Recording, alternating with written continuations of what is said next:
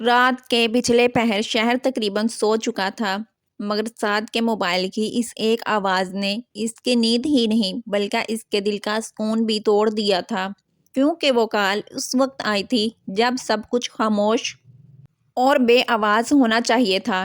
اس نے phone screen پر نام نہیں دیکھا، بس وقت دیکھا، اور یہی وقت اس کے دل میں پہلا زہر گھول گیا۔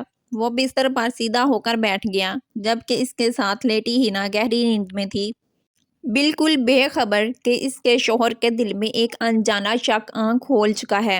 سعد نے فون کاٹ دیا، مگر وہ آواز اس کے دماغ میں گونجتی رہی، جیسے کسی نے خاموشی میں چیخ ماری ہو۔ اس نے ہنا کی طرف دیکھا، اس کے معصوم چہرے کو جو نیند میں بھی پرسکون تھا، اور اسے نہ جانے کیوں وہ سکون کھٹکنے لگا۔ شک ہمیشہ چیخ کر نہیں آتا، بعض اوقات وہ آہستہ سے دل میں اترتا ہے اور پھر جڑ پکڑ لیتا ہے۔ سعد نے خود کو سمجھایا کہ یہ محض ایک وہم ہے، مگر وہم نے اس رات اس کا پیچھا نہیں چھوڑا۔ اس نے فون دوبارہ اٹھایا، کال لاگ کھولا، مگر نمبر پرائیویٹ تھا، اور یہی بات شک کو مضبوط کرنے کے لیے کافی تھی۔ ہنا نے کروٹ بدلی اور دھیمی آواز میں سعد کا نام لیا، مگر سعد نے جیسے سننے سے انکار کر دیا ہو۔ وہ لمحہ جو عام ہونا چاہیے تھا، سعد کے لیے فیصلہ کن بنتا جا رہا تھا۔ اس کے دل میں ایک سوال نے جنم لیا، ایسا سوال جس کا کوئی ثبوت نہیں تھا، مگر وزن بہت تھا۔ وہ سوال ہنا سے نہیں، خود سعد سے تھا، مگر جواب کا بوجھ ہنا پر آنے والا تھا۔ اس نے آہستہ سے بستر چھوڑا اور کمرے سے باہر نکل آیا، جیسے اپنے ہی شک سے بھاگ رہا ہو، مگر شک انسان کے ساتھ چلتا ہے، دیواروں، خاموشی اور اندھیرے میں۔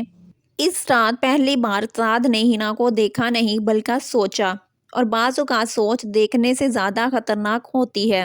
اسے نہیں معلوم تھا کہ یہ ایک آواز پوری زندگی کو آواز دے دے گی، وہ زندگی جو ابھی تک پرسکون لگتی تھی، وہ زندگی جو اب امتحان میں تھی، اور یہ امتحان محبت کا نہیں، یقین کا تھا۔ صبح ہنا حسب معمول جلدی اٹھی، ناشتہ بنایا، سعد کے کپڑے استری کیے، اور سب کچھ ویسے ہی کیا جیسے وہ ہر دن کرتی تھی، کیونکہ اسے نہیں معلوم تھا کہ اس کا شوہر اب ہر عمل کو شک کی نظر سے دیکھ رہا تھا۔ سعد نے ناشتہ کرتے ہوئے ایک لفظ بھی نہیں بولا، مگر اس کی خاموشی میں وہ باتیں تھیں جو وہ کہنا نہیں چاہتا تھا۔ ہنا نے 2 بار پوچھا کہ طبیعت تو ٹھیک ہے، مگر سعد نے صرف سر ہلا دیا، جیسے الفاظ اس کے گلے میں اٹک گئے ہوں۔ خاموش مرد اکثر اپنی خاموشی سے سزا دیتے ہیں، اور ہنا اس سزا کی وجہ جانے بغیر اسے سہ رہی تھی۔ وہ جانتی تھی کہ سعد بدلہ بدلاتا ہے، مگر وہ یہ نہیں جانتی تھی کہ کیوں۔ اس نے خود کو ٹٹولا، اپنے لفظوں، اپنے رویے، اپنے ہر عمل کو، مگر کوئی ایسی بات نہ ملی جو سعد کو اس طرح بدل دے۔ سعد دفتر جانے سے پہلے ہنا کے موبائل پر نظر ڈال کر رک گیا، جیسے کوئی کھوئی ہوئی چیز تلاش کر رہا ہو۔ ہنا نے یہ محسوس کیا، مگر سوال نہیں کیا، کیونکہ وہ تعلق میں اعتماد کو سب سے قیمتی سمجھتی تھی۔ سعد نے موبائل نہیں اٹھایا، مگر شک اٹھا کر ساتھ لے گیا۔ ساس نے دور سے یہ سب دیکھا، مگر وہ بھی خاموش رہی، کیونکہ وہ خاموشی کو گھر کی سیاست سمجھتی تھی۔ ہنا نے سعد کے جانے کے بعد دیر تک دروازے کو دیکھا، جیسے کوئی بات ادھوری رہ گئی ہو۔ اس کے دل میں ایک بے نام سا خوف اترنے لگا، وہ خوف جس کا کوئی نام نہیں ہوتا، مگر اثر گہرا ہوتا ہے۔ ہنا نے خود کو دعا میں لگا لیا، کیونکہ بعض جنگیں دلیل سے نہیں، دعا سے لڑی جاتی ہیں۔ اسے نہیں معلوم تھا کہ اس کی خاموشی اس کے خلاف استعمال ہونے والی ہے، کیونکہ شک کو خاموشی پسند ہوتی ہے، وہ اس میں اپنی مرضی کے مطلب نکال لیتا ہے۔ ہنا نے آنکھیں بند کر کے خود سے وعدہ کیا، وہ اپنے رشتے کو بچائے گی، چاہے اسے وجہ نہ بھی معلوم ہو، مگر اسے یہ نہیں پتا تھا کہ کھیل شروع ہو چکا ہے۔ سعد کے دفتر میں اس کی کولیگ نائلہ ہمیشہ کی طرح آج بھی بے حد زیادہ دلچسپی لے رہی تھی، اور وہ دلچسپی اب ہمدردی کا روپ دھارنے والی تھی۔ نائلہ نے سعد کے چہرے پر پھیلی الجھن فوراً بھانپ لی، کیونکہ چلاک لوگ خاموش درد کو جلدی پہچان لیتے ہیں۔ اس نے نرمی سے پوچھا، اور سعد نے پہلی بار اپنے دل کا بوجھ کسی اجنبی پر رکھ دیا۔ اس نے کچھ نہیں کہا، بس اشاروں میں بات کی، اور نائلہ نے اشاروں کو کہانی بنا لیا۔ اس نے کہا کہ بعض عورتیں بہت معصوم بن کر سب کچھ چھپا لیتی ہیں۔ سعد کے دل میں پہلے سے موجود شک کو یہ جملہ غذا دے گیا۔ نائلہ نے کوئی الزام نہیں لگایا، بس مثالیں دیں، اور مثالیں بعض اوقات ثبوت سے زیادہ خطرناک ہوتی ہیں۔ سعد نے پہلی بار سوچا کہ شاید اس کی خاموشی ہنا کی چال ہو، یہ خیال اس کے لیے نیا تھا مگر دل کو فوراً لگ گیا۔ نائلہ نے بات بدل دی جیسے کچھ ہوا ہی نہ ہو، مگر بیج بویا جا چکا تھا۔ سعد نے دفتر سے نکلتے وقت خود کو پہلے جیسا نہیں پایا۔ اس کے ذہن میں اب سوال نہیں، فیصلے بن رہے تھے۔ نائلہ نے مسکرا کر اسے جاتے دیکھا۔ وہ جانتی تھی کہ آگ لگ چکی ہے اور اسے ہوا مل چکی ہے۔ ہنا اس وقت گھر میں قرآن کھولے بیٹھی تھی۔ اسے نہیں معلوم تھا کہ اس کے صبر کے مقابلے میں کسی کی چالاکی کام کر رہی ہے۔ یہ دو دنیائیں تھی، ایک سادہ، ایک سازشی، اور انجام دونوں کو بدلنے والا تھا۔ اس شام سعد گھر لوٹا تو اس کے قدموں میں وہ بے قراری تھی جو انسان کو تلخ بنا دیتی ہے۔ ہنا نے مسکرا کر استقبال کیا، مگر سعد کی نظریں اس مسکراہٹ میں سچ تلاش کر رہی تھیں۔ کھانے کی میز پر سعد نے اچانک سوال کر دیا، ایسا سوال جو بظاہر عام تھا مگر نیت میں زہر تھا۔ آج کل فون بہت آتا ہے تمہارے پاس؟ ہنا چونک گئی کیونکہ اسے یہ سوال بے وجہ لگا۔ اس نے سچ کے ساتھ جواب دیا، مگر سچ شک کے سامنے کمزور پڑ جاتا ہے۔ سعد نے طنزیہ مسکراہٹ کے ساتھ کہا کہ اچھا ہے، انسان کو مصروف رہنا چاہیے۔ یہ پہلا جملہ تھا جس میں محبت نہیں، نفرت چھپی تھی۔ ہنا نے بات بدلنے کی کوشش کی مگر سعد کا لہجہ بدل چکا تھا۔ وہ خاموش رہی کیونکہ وہ جھگڑا نہیں چاہتی تھی، مگر خاموشی کو سعد نے جرم سمجھ لیا۔ ساس نے یہ منظر دیکھا اور دل ہی دل میں سوچا کہ طوفان آ رہا ہے۔ ہنا نے اس رات پہلی بار روتے ہوئے نماز پڑھی۔ اس کے آنسو سجدے میں گرے اور اس کا دل ٹوٹنے لگا۔ سعد نے کمرے میں آ کر پشت موڑ لی۔ دو لوگ ایک ہی بستر پر تھے مگر فاصلے میلوں کے تھے۔ نفرت نے پہلی بار دستک دی تھی اور دروازہ کھل چکا تھا۔ اگلے دن نائلہ نے سعد کو ایک تصویر دکھائی جو اصل میں کسی اور کی تھی، مگر زاویہ ایسا تھا کہ شک کو حقیقت لگنے لگا۔ سعد نے تصویر کو بار بار دیکھا اور ہر بار اس کے دل میں کچھ ٹوٹتا گیا۔ نائلہ نے قسمیں نہیں کھائیں، بس اتنا کہا کہ وہ نہیں چاہتی کہ سعد دھوکہ کھائے۔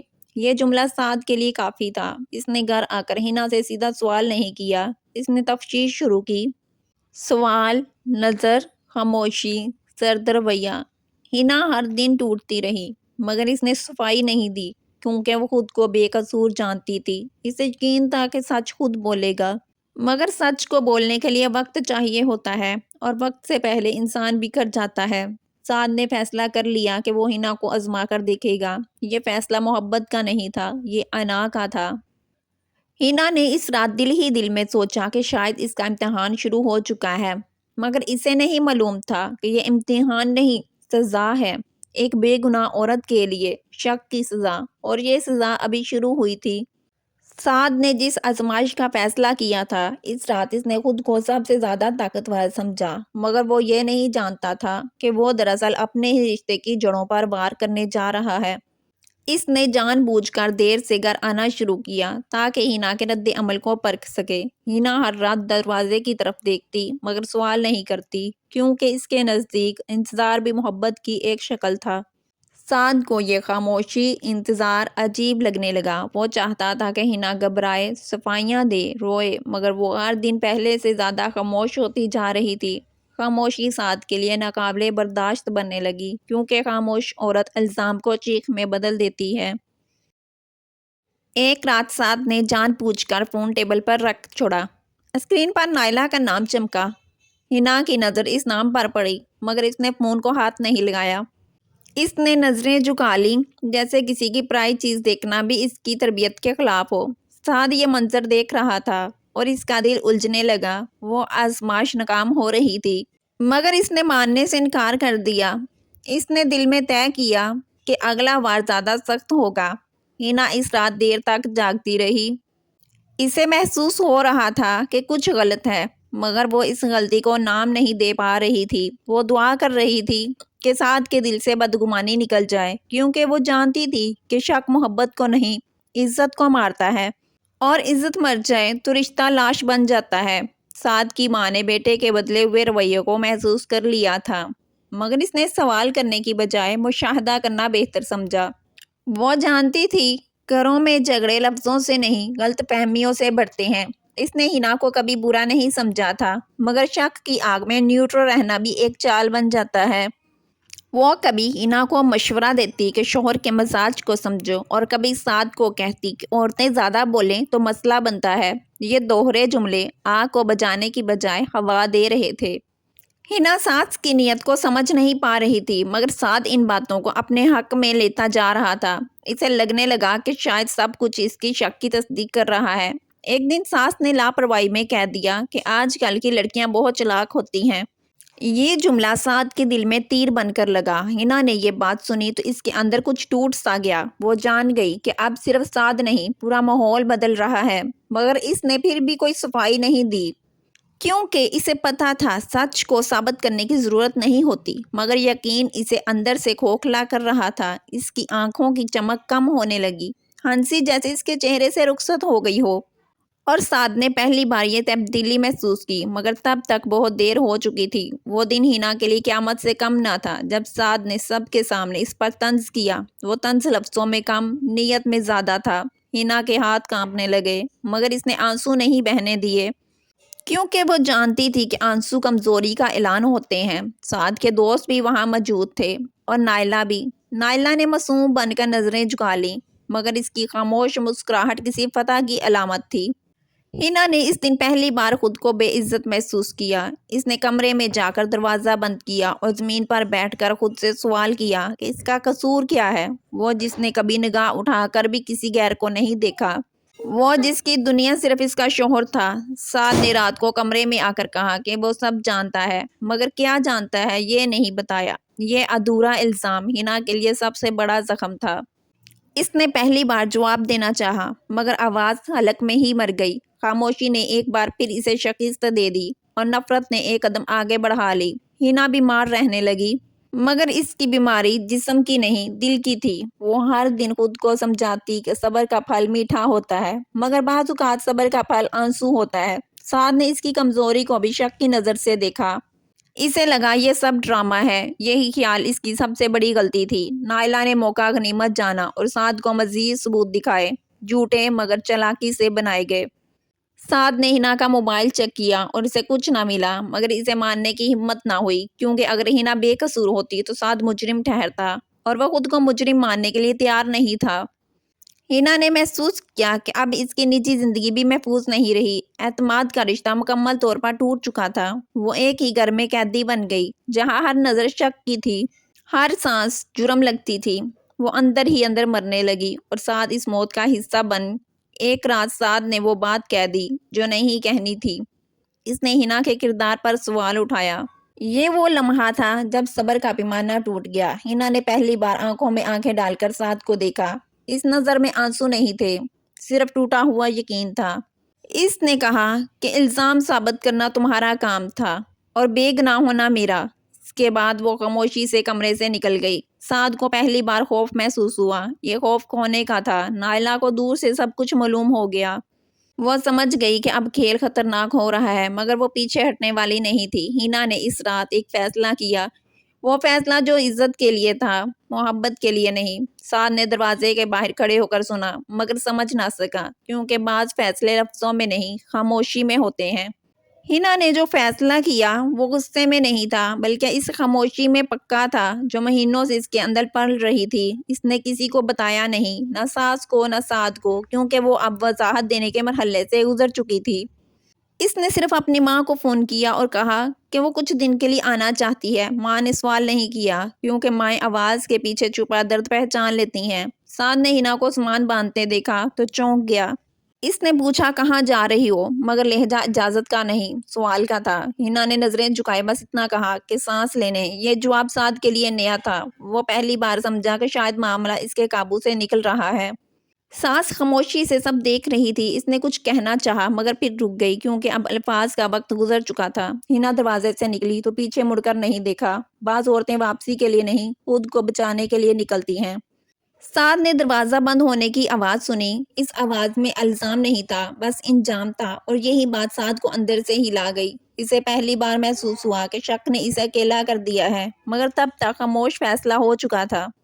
ہنا کے جانے کے بعد گھر میں عجیب سی خاموشی چھا گئی، ایسی خاموشی جو شور سے زیادہ تکلیف دیتی ہے۔ سعد نے خود کو مصروف رکھنے کی کوشش کی، مگر ہر چیز ہنا کی یاد دلاتی تھی۔ اس دوران دفتر میں ایک معمولی سی غلطی سامنے آ گئی۔ نائلہ کا ای میل اکاؤنٹ ایک اور ساتھی کے کمپیوٹر پر کھلا رہ گیا۔